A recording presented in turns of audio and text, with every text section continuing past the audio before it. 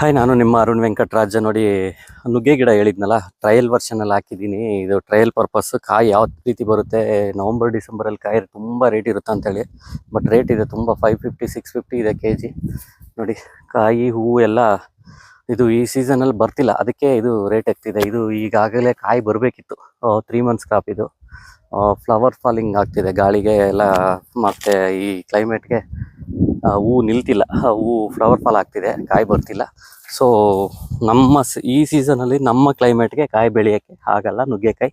So ಅದಕ್ಕೆ ಅಷ್ಟೊಂದು rate ಇದೆ, ಡಿಮ್ಯಾಂಡ್ ಇದೆ.